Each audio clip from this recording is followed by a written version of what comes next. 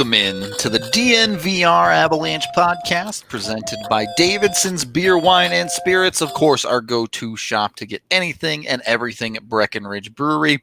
I'm your host, Rudolph, joined as always by AJ Haefele for yet another day of Avalanche training camp, news, notes, and eventually we'll be diving into what is starting to shape up as the defensive positional depth chart battle. We'll save that for the second period of the shows. We'll just get into what happened in training camp today and really over the weekend, since we haven't had a pod since Friday. AJ, in there, getting to see the action, getting to see some of those scrimmages. How was it out there? It was great. But before we get into it, Rudo. Oh, boy. How does it feel to be hated by the nicest guy on the team? It's a tough life, man. It's impressive to me that he can hate me so much without even knowing who I am. But right. A guy that has never met. Your one day in the locker room in training camp last year, how many of the guys did you get to talk to? Like 4, maybe. Yeah.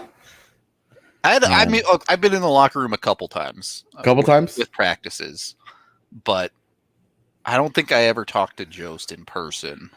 Yeah. Damn, man. He's gone out of his way to hate you, bud. It's a tough life out here, man. It's a tough life.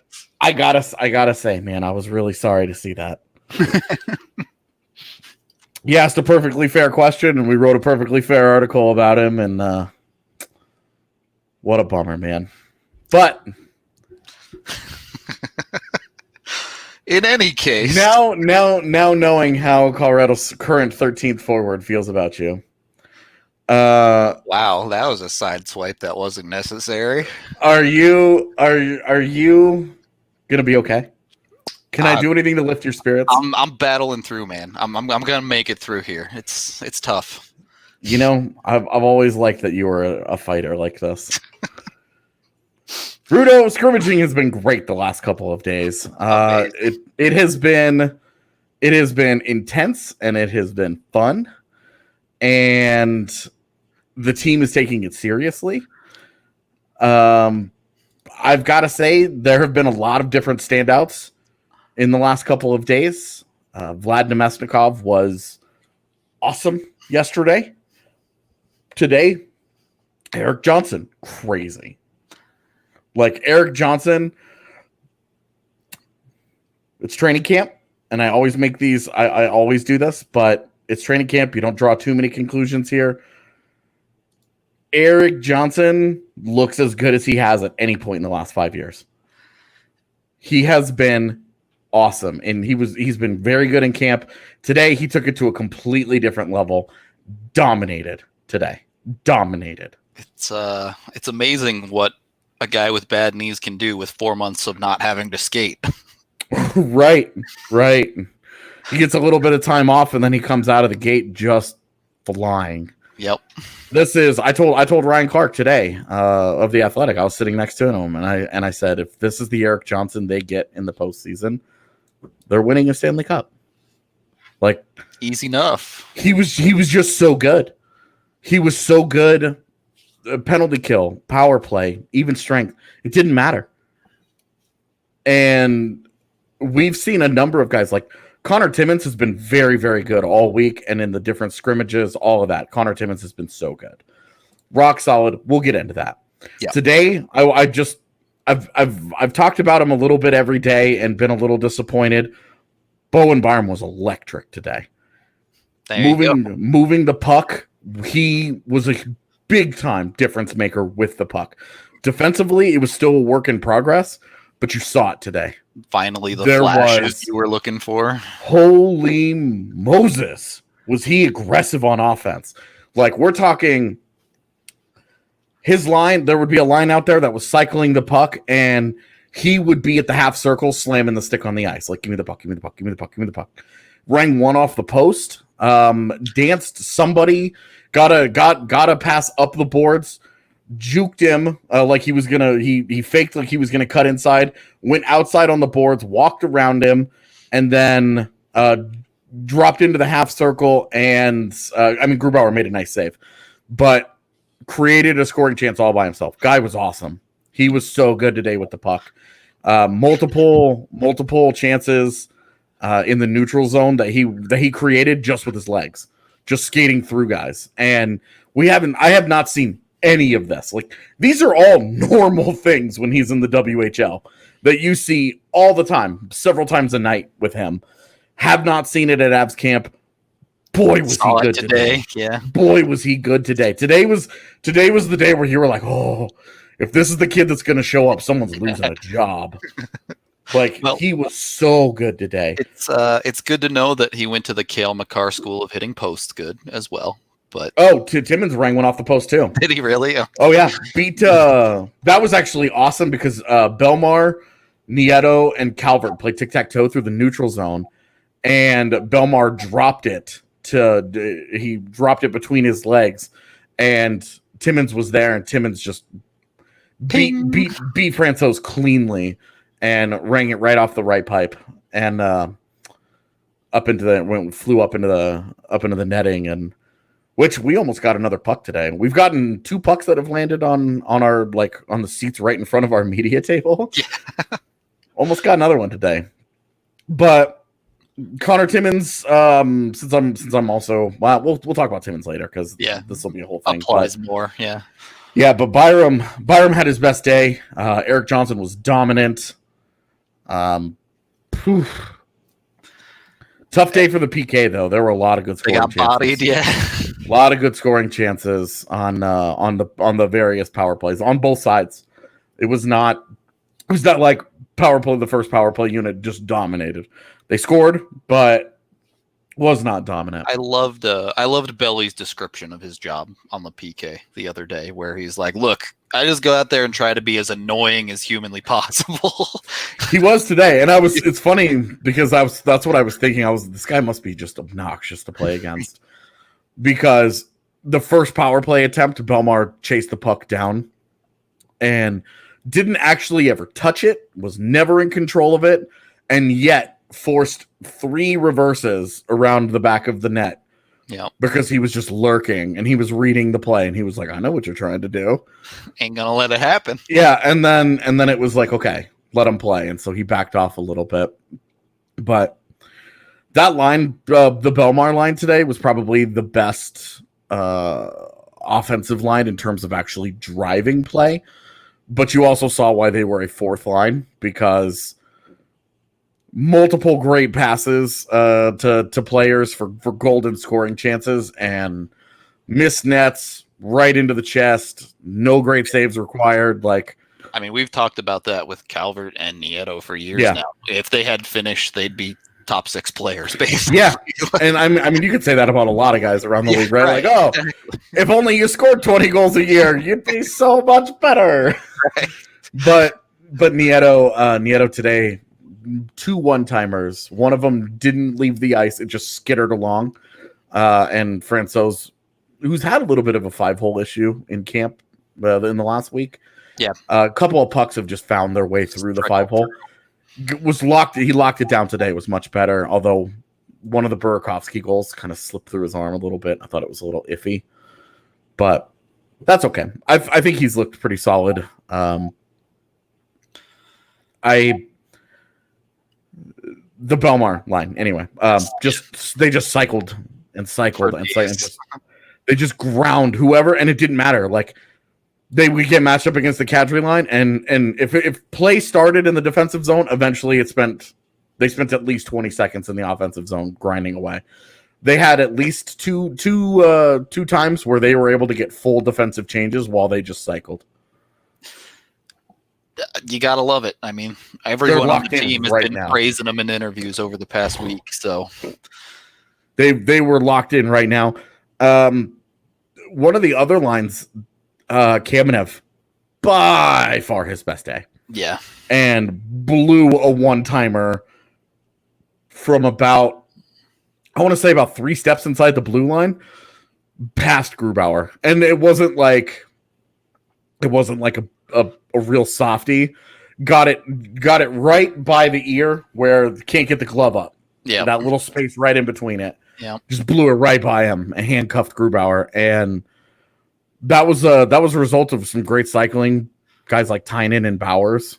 Really, Shane Bowers, his first action looked really solid, and boy, can he skate! He fits the team's identity just because when he gets out there and cuts loose, you're like, oh, he belongs. I think we mentioned this before, but that first year of him in camp, his skating was not like this, and he came back and has blown me away with his skating all this whole year. Like even up with the Eagles this year, if you watched him, that dude can move.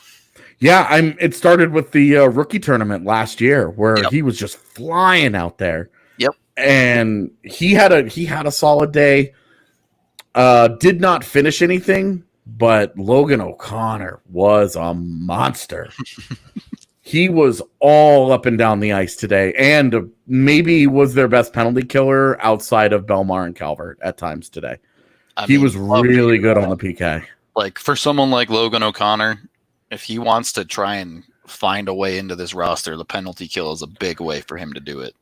And they're giving a lot of guys looks. Tyson Jost had not a breakaway because EJ was in front of him the whole time, but he intercepted a pass and got up the ice and separated from everyone else, which is something we've seen him struggle with. Yep. So that was encouraging. Separated, and then EJ made a nice defensive play to stop the shot attempt, but really good PK play in that sequence from Jost. And a lot of guys are getting opportunity. Kamenev was on the PK, Jost on the PK, O'Connor's on the PK. A lot of different looks. So the big thing today is I didn't record as many videos. And when you're not recording as many videos and you're not just kind of hanging out, you're paying much closer attention to what's going on. I'm going to have a lot more thoughts about what happened on the day. So that's why today it's like, I got to get all this out. I got to talk about all these things that happened in the scrimmage because I wasn't recording the videos where you're watching the video and you're watching the puck, but you can't really analyze at the same time. All right. Well, great day. With a lot of positives, a lot of hype, AJ, we got to do it. We got to get the Strava Craft Coffee game-changing performer of the day of training camp. Oh, EJ.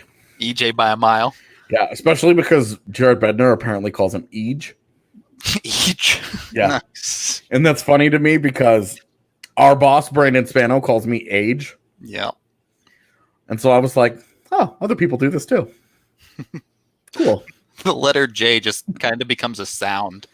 Yeah, well, and Spano replied to me on Twitter today and said, well, one syllable is better than two.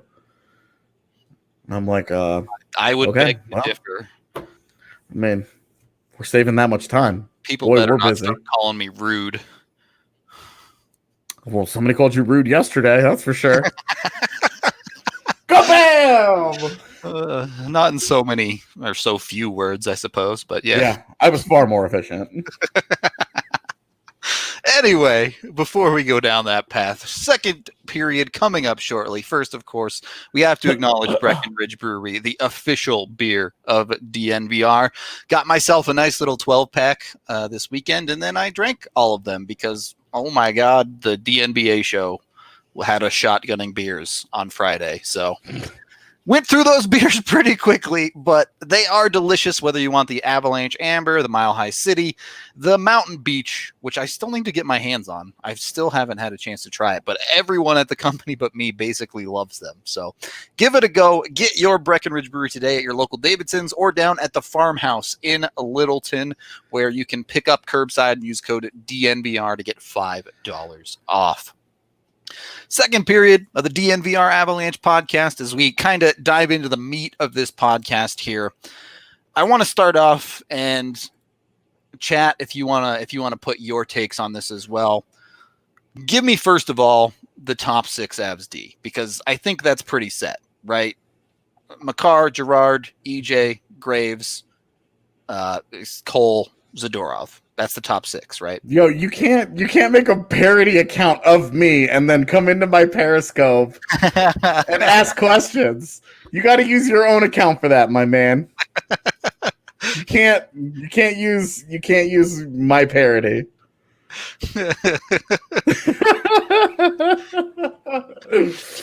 Like, you please use that power well, my friend. As long as you're entertaining, I won't mind it. There you go. Pressure's on. Do we want to answer these questions that just popped in? Let's see.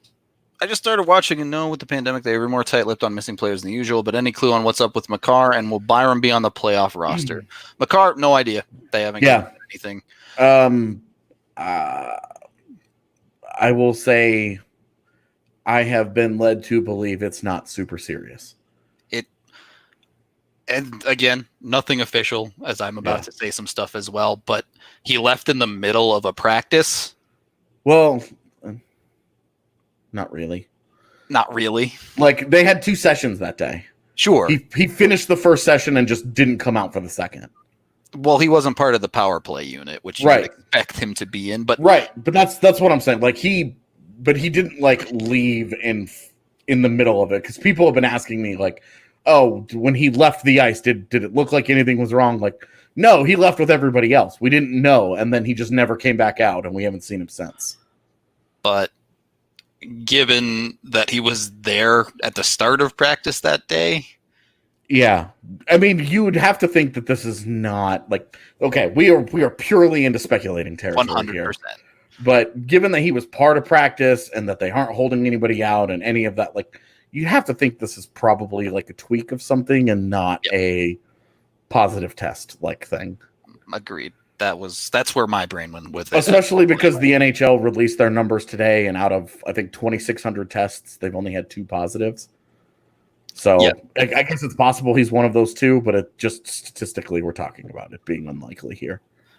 But so either way, on the Byram side of things, I don't know. He may well end up on the playoff roster, if you want to call it that, but he's going to be like probably the last D. He was so good today that I want to jump on that. I don't know that he goes. I don't know that it really matters at this point, because they're like, unless the Avs D-core gets utterly decimated, he's not going to play anyway. I think, well, and this is where we were starting the show today, that I think there's a clear-cut 7, 8, 9 for the Avs right now, behind the top 6, assuming Makar is good to go,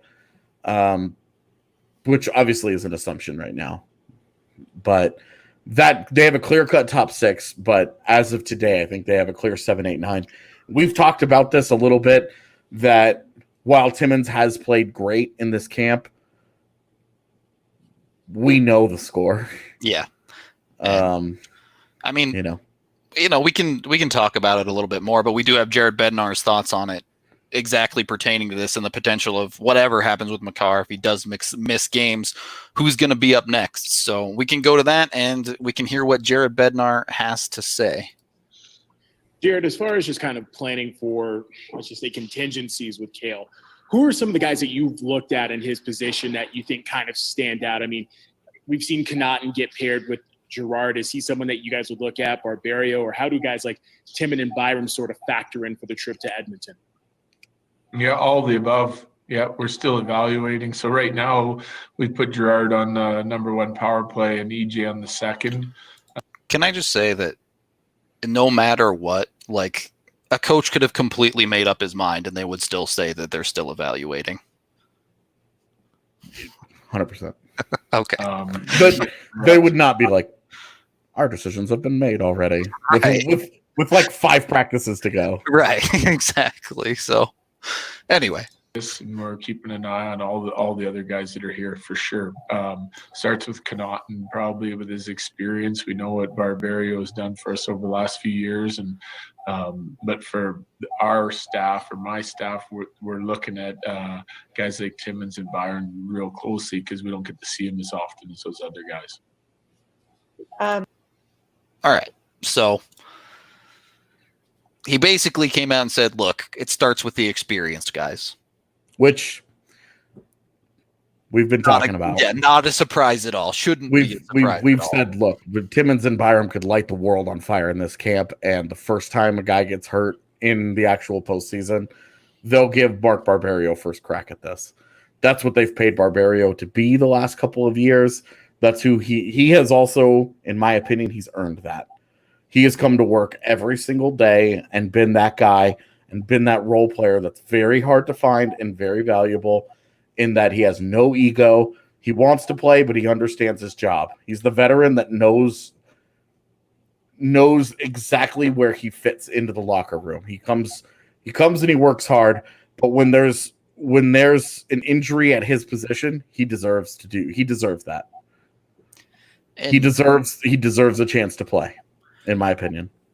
And I mean, let's just be honest. We're not talking about slouches or unproven players here. Barberio has nearly 300 games played, and Connaughton has over 300 games played in the NHL. Yeah. These guys know what they're doing. And I think this comes back to something you said a while ago where, look, a head coach is going to take something consistent every single time, even if like the high isn't quite as high, the low is also not as low. Right. They will. You don't want it to look like a heart rate monitor, right? Yep. You want it to be a prairie. Just very even keeled and very consistent. Work with that a lot easier than you don't know what you're going to get out of a guy in any given game. Right. Connor Timmins is 18 or so minutes in the NHL. Bowen Byram 0. Not much. Yeah.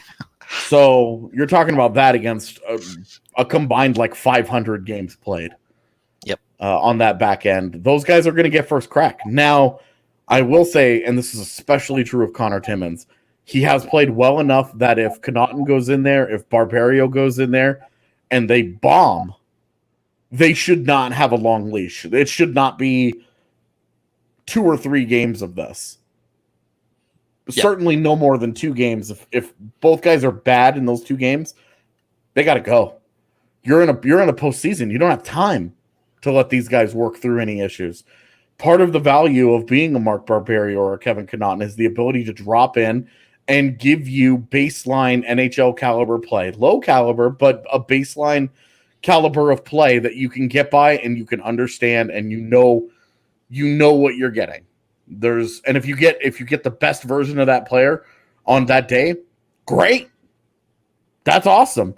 We've seen when Mark Barberio plays really well, we've seen in his time in Colorado, he's played a lot of good games with the Avs. He's played a lot of poor games with the Avs. That's why he's the 7th guy. But if you get the best of him, you're gonna have a good night. Yep. If you don't and you get the absolute worst of him, then you have to manage it. And then maybe you revisit putting him in the lineup in the next game. But that's the role. And the experience, those guys know how to be ready. My only concern is that Kevin Connaughton, he played 4 games with the Avs this year. 2 of them were true disasters. Granted, he did have to defend McDavid in one of those. Right. But the other one was against the LA Kings, and he was a disaster in that game. Yeah. And, I mean, honestly, and the players and the coaching staff both have talked about this a lot. Being in that round robin is a huge advantage for them to try things. Yeah, definitely. They essentially have an exhibition game in those 3 games where, yeah, of course they want to be the first seed, but if they're mixing and matching the lineup a little bit and they find a hot hand, that can be a huge advantage in the first round for them. And I would ask EJ how he feels and Cole how he feels, and those would be guys that I would rotate out to get Barberio and Connaughton into a game. To keep them fresh, for sure. Yeah, and then if EJ says, sure, I'll take one of these games off, that's great. Like, that's awesome. If Cole says he's willing to take one of these games off, great. But if they don't want to, then you don't mess with it. Like, you don't get cute trying to get guys in. But if guys are willing, I would definitely try and rotate a guy or 2 into the games. And with the forwards, I would definitely tinker in the round robin. I would probably play as many as 15 guys. For sure. At minimum 13 need to play. I would say the guys that I really want, I would really put in. I would say Jost, Kamenev, and O'Connor are the guys that I really want to see slide in. But also understand that Sheldon Dries will probably be given more of a leash than I would like. Bednar specifically mentioning both O'Connor and Dries today in interviews. Honestly, didn't notice Dries as much, but it also, when there's 30 guys out there, it can be hard to pick some dudes out. So. It's the same story there too, right? Bednar has seen Sheldon Dries play over 40 NHL games for him. Yeah, and he was not good for the Avs this year. No, his call-ups were a struggle this season, but yeah, they were nowhere near as good as what we saw with him in his first year in Colorado. Drift Shade asks, would you try to bring Bowers into a game or two? I'm not even sure he's a lock for the roster, to be honest, with the injury, man. I think he is. Just because the numbers, they only brought 18 forwards. Sure. And with 31 skaters, I think 18 forwards, 10 defensemen, and 3 goaltenders has always been the alignment that made the most sense. If they wanted to bring a 4th goaltender, then maybe you cut the 18th forward off. That's kind of what I was thinking, yeah. Assuming that their goalies continue to be healthy, I think they're only taking 3. And I mean, that means no forward cuts. The only cuts are on defense then. Not where this podcast was originally going, but since you brought it up, a lot of praise for Adam Werner out of you lately. And Evan. Yeah. I mean, to me, it's Adam Werner is significantly outplayed Hutchinson. But again, we're talking about experience here. Hutchinson will go. Yeah. Werner only goes if there's an injury, a lingering something, a tweak, a pull, or whatever.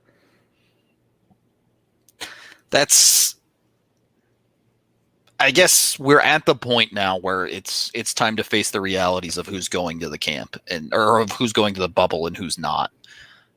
Because yeah, sure, there's a lot of hope that these young guys go, and certainly some of them will, but you need to be realistic in your expectations of young players going to what is going to be an extremely grueling Stanley Cup playoffs. Yeah, and if they do want to go 18-10-3, then the 9 defensemen that we've talked about, the top 6. Yep. Barberio, Connaughton, and Timmins at 7, 8, 9. And then it's Lindholm or Byron for the 10 spot. Yeah, you've got Lindholm, Byron, and McDonald. If you cut the 18th forward off, McDonald has more value. Right, because he's played plenty of forward this season. Right. Well, and he's playing forward right now. In camp, he's playing a forward, or in the scrimmages, he's playing forward. So I would say if they wanted to cut the 18th forward off, under no circumstances am I taking McDonald over Bowers if healthy. I think that would be 4 goalies. But if you're taking if they're going to take the 17 forwards, then yeah, like McDonald holds more value because he does both. Yeah, I agree. Betty asks, how much will players be able to do outside of just hockey once they get to Edmonton? Realistically, probably not very much. You know what they're going to do? They're going to watch all the other games. Yeah. This like is all the rest of us. The setup in Edmonton, I'm sure, is nice, and I'm sure they will have amenities at these hotels and stuff, but it's not going to be like Disney World like the NBA has, where they can go around all these parks and stuff. So there are some players who are making like little... Yeah, the vlogs on YouTube, yeah, exactly. And I tell you, man, they're fascinating. They are weird. They are so interesting to watch. Like all these different setups, like these guys got these like wristbands that are their room keys, and the meals that they're getting served. It's funny because like day one of the meals getting served, one of the players put on Instagram and was like, "LOL, I'm going to lose a lot of weight down here." But if you watch these vlogs, like those guys' meals are legit. Like it looks like somebody went on Grubhub and spent $30 for themselves. Yep. Like it was like 11 items on the little menu thing. You're like, check. You're like, dude, I thought they were having a food problem. They are not. They are not lacking for food. If the NHL is able to recreate that, they'll be just fine. Yep. Plus, they're all going to play video games. Right. Then not Ace Combat like Cygnus would like them to, but I know the Fortnite squad is out there. It's going to be Fortnite and Warzone. Yep. I'm sure there's another Apex. Apex, yeah. Yeah, that was the other one. Who's the one dude on that team that's playing like RTSs. Honestly, it's probably Kadri. Of course. I would say I could see it being Kadri. I love Although I tell you, Eric Johnson would cannon rush you. I 100% believe that answer. There's no doubt in my mind. He would He'd cannon rush so you, hard. and his name tag would be Gabe Landeskog. Right. Right. My name is Gabe. Yeah. All right. That would be his handle. My name is Gabe. My name is Gabe. And he cannon rushes every game. And he just cannon rushes every game. I guess you can't 6 pool anymore. He would have to 12 pool. Yeah, the 12 pool. Second period break time, I think, as we've gone a little bit off of the rails, but you can always get back on the rails by playing some WGT golf by heading to DNVRgolf.com to download and searching for DNVR2 to join our clubhouse. I did live stream my attempt at our tournament last weekend, and it was a frustrating experience. Not Sorry. gonna lie. Cygnus finished second place in the tournament with a 33 on a lip out putt, according to him. I feel like I could have shot a 3-under in that tournament if I wasn't terrible, but instead I if I was good at the game, I feel like my score would have been better. Well, like I'm good enough to know like I was close, but not good enough to convert. It's like Matt Nieto trying to score goals in a lot of ways. You're able to create the opportunity, but your short game is a little lacking. Time for sure. Exactly. But so if you want to beat me, take on Cygnus and our other top players, head on over there, dnvrgolf.com to download. And we have tournaments every weekend, so jump in and have some fun. Of course, we also have one of my favorite sponsors personally, Manscaped.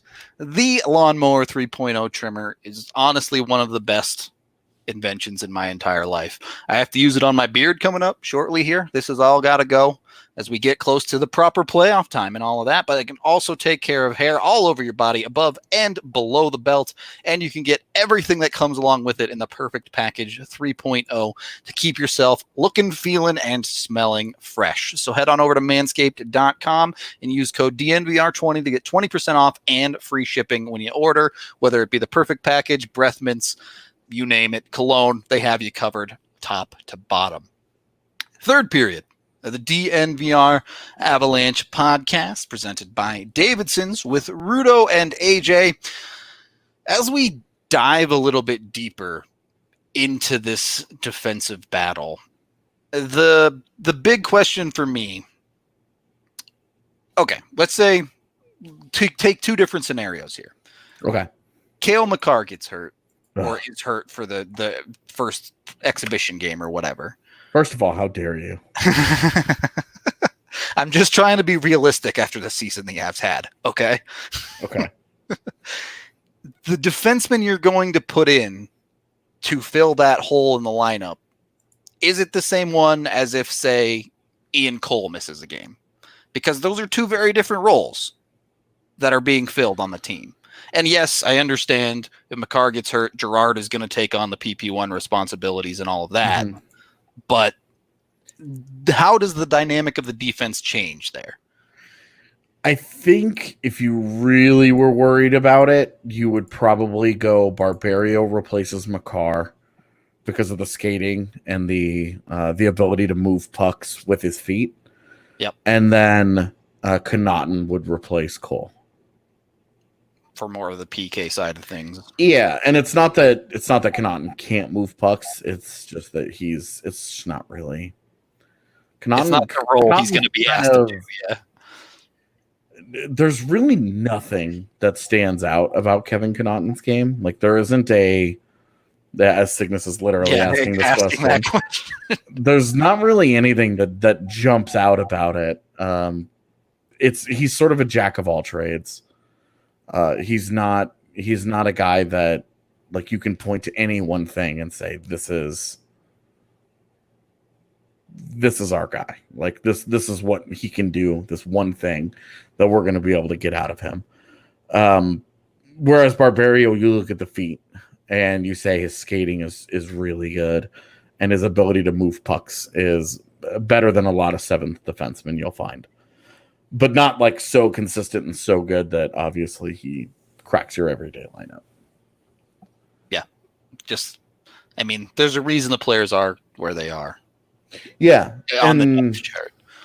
Definitely, and then Timmins is more of an IQ guy, who I've honestly liked better defensively than offensively in this camp. Today was a good example of that as well. Timmins is interesting. He is, for the young core of the Avalanche, he does not fit the mold of Burners. No, he's the opposite. Between Byram, Makar, Gerard, and Timmins looks way out of place because he's nowhere near the caliber of skater those other three. Right. Nowhere near. And that can have its benefits when you're building a defensive core, and to have guys that can fill different roles, that play a different stylistic game, which ultimately it's a conversation the Avs are going to have. And yeah, I talked to Timmins today, talked to Bednar. Bednar had a lot of praise for Timmins on the whole.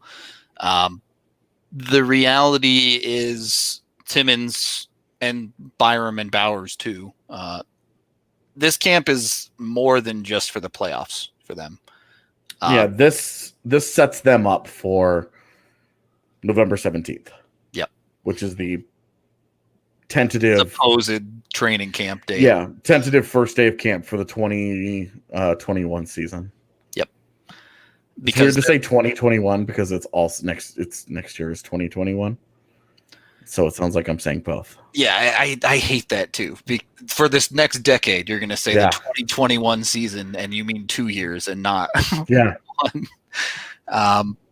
Are we afraid of starting a Timmins or Byram in emergency? Certainly not afraid of starting Timmins. Like if you're taking them, you're understanding that if catastrophe happens and you have 4 injuries, that then he's the guy. Yeah. Yeah, I guess 3 injuries. Then he's the guy. Yep. Like you're taking him and you're putting him 9th on your depth chart because Connaughton, Barbario, and one of the top 6 have gotten hurt. You have to play Connor Timmins at that point. The reality when this is still a Stanley Cup playoffs, every single player you are bringing is because you believe it gives you the best chance to win the cup.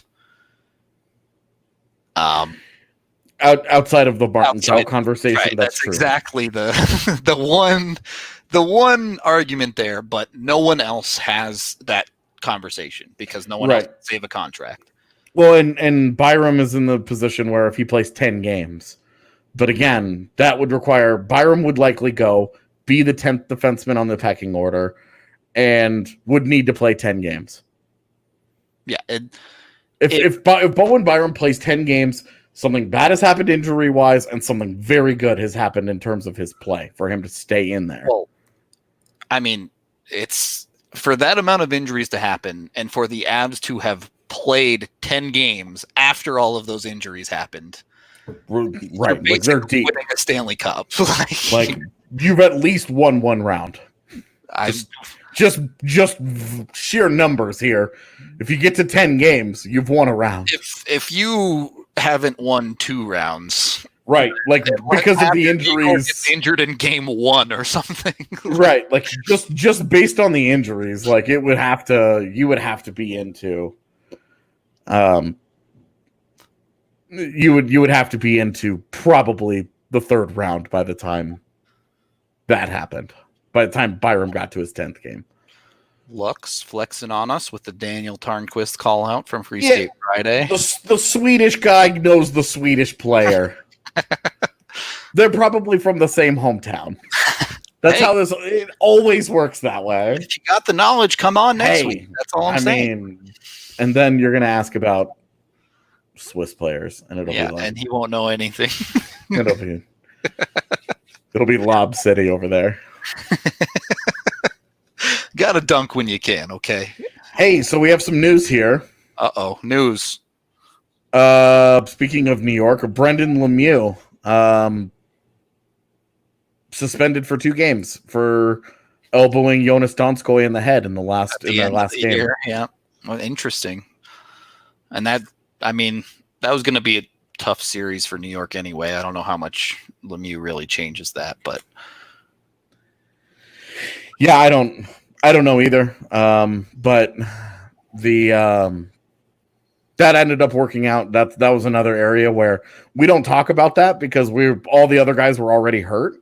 But Donskoy got his bell rung, and I was told he probably was going to miss up through the first round of the postseason had the season not shut down. Well, and that's because it was a recurring thing. You remember he was the same guy that got bopped by Lindgren as well. Yeah, in the first game with the Rangers. Yeah. Don't play the Rangers is the lesson here. Donskoy just needs to sit that out. Yeah. I mean, if the Avs are playing the Rangers in the playoffs, something good has happened. But I mean, there's only one thing that could have happened at that point. You're in a cup final and you're not throwing much of a fit. Yep. So I am not going to Canada. Canada is being very restrictive about who they let in and how many people they let in, even to the hub cities themselves. Even Canadian writers are having a hard time getting accredited for going to hub cities. And I mean, it's been very restrictive so far. You'll also still get interviews from here. They'll just continue doing them like they've been doing with Canada. Yeah, all of the access is going to look identical. So it is what at least that's what we've been told up to this point, is that obviously they're not going to let media on site talk to players in person. I'm sure those guys will get an extra interview or two, or maybe five minutes with the coach before the rest of us on a practice day or something like that. They'll make it worth their while to have traveled and to have taken the chance and done all that. But considering the cost involved and the restrictions in place, the fact that I'm immunocompromised, me going out during a pandemic is risky. Yeah, so. Definitely. Priority one is stay safe for sure. Yeah, and I tell you, I would love to be up there, but taking that chance just so I can sit in an Airbnb and hang out on Zoom. You can hard to make the argument that it's hang out on Zoom just as well. Yeah. Yeah, exactly. Yeah. So would be so awesome though, because it's going to be once in a lifetime. For sure. And like you're going to get to go you're just going to get to go watch hockey all day in person. It would be so awesome. Anyway. It's the reality of the situation. Times are strange, but nonetheless, times are real strange. Hockey still right around the corner. The Avs play their exhibition game in 8 days. Is it 9 days? 9 days. Yeah, next Wednesday. Yep. So nearly here. Just gotta get there, and then we'll be watching Avalanche hockey again. AJ, final thoughts on training camp, on this defensive battle, the future of the Avs' bright defense.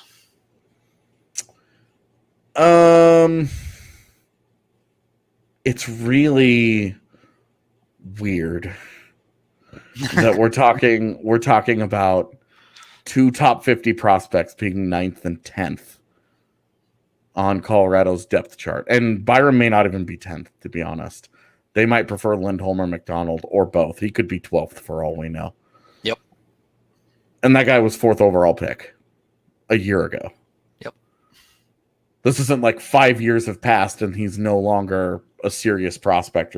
I mean, he's a top 5 prospect in the NHL, and he may not even go to Edmonton with them.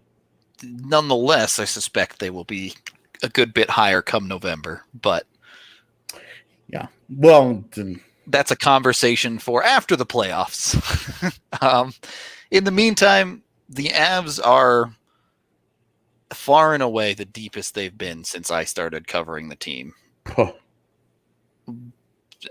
It's silly. Honestly, maybe the deepest they've been since the early 2000s. And Probably deeper. I'm of the opinion that Colorado's defense right now might be the deepest it's been in Avs history. It just lacks that high end Bork foot Blake. The 2001 year is the only really argument you can make, I think, against it. Yeah, pretty much, man. Because right now, I mean, Makar, Gerard, EJ's your third defenseman, second defenseman, like. Sure, whatever order you want to put them in. Yeah, straight up, like whatever order you want to. They're so good right now, and like they have proper role players. Like Ian Cole is like a secondish, thirdish pairing guy.